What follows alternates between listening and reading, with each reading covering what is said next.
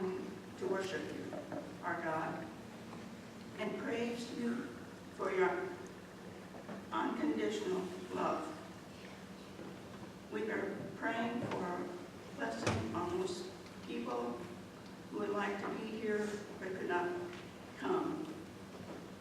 It is our desire to make commitments to you. We want to serve you with all our heart, mind, might, and soul. And we want to serve our neighbor next door, across town, or halfway around the world. Our hearts are filled with gratitude for your Holy Spirit,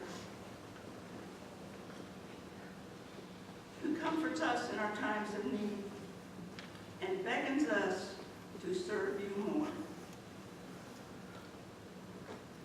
Help us to remember that your Spirit will give us comfort and courage and support in our endeavors.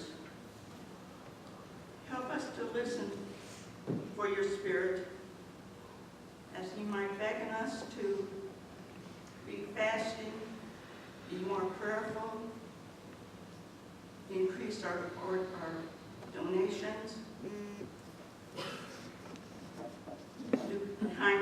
do acts of kindness, give a testimony, love somebody who we think is too hard to love. Live a more simple life that those others out there can just simply live. Invite someone to church or something else. We pray that we will remember when we are serving you that it is not for ourselves, but for your honor and glory. In Jesus' name we pray.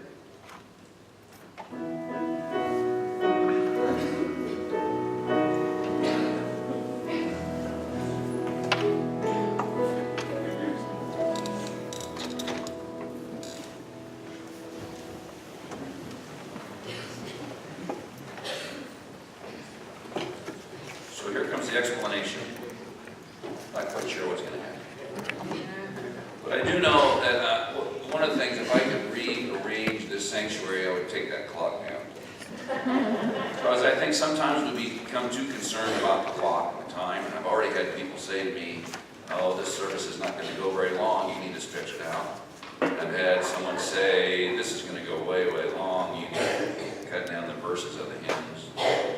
But we're not going to look at the clock. Hopefully you're not. I have to because it's just a habit. So we're going to ignore time for a little bit.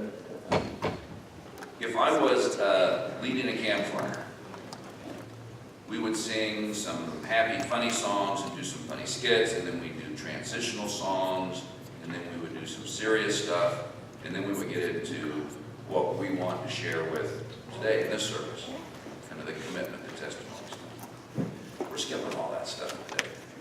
We're getting right to the meat of the matter, I hope. It's going to work this way, and if you look at your bulletin, you can see this outline.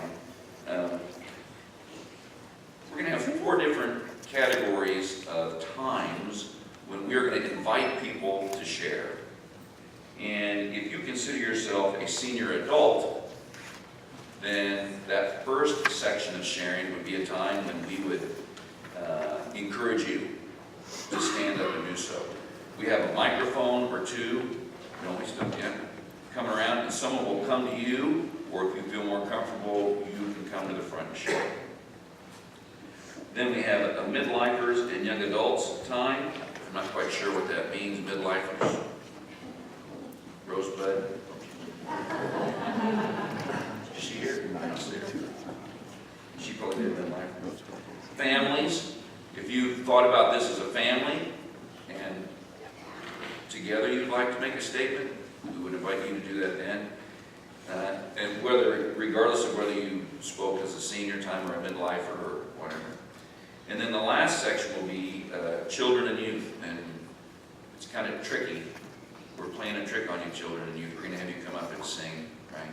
Well, this is what we're going to do. And then you can just be up here, ready to share. Don't you hate it when they do that? Some people have been asked, and have already said that they would be willing to share. And if you're one of those people, we're not going to call you by name, but we'll just anticipate that you'll stand up and do that, and maybe you'll take the lead if there's a little pause at the beginning. And if for some reason you feel like you can't share, even though you've said that you would, that's all right as well. But just because I don't mention your name, that doesn't mean that we've forgotten you or we're not anticipating what you're going to share.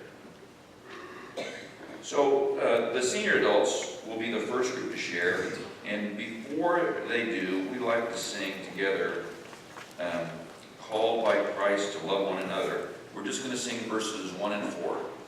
Not because of time, but because Bart thought that would be the best verses to sing. So,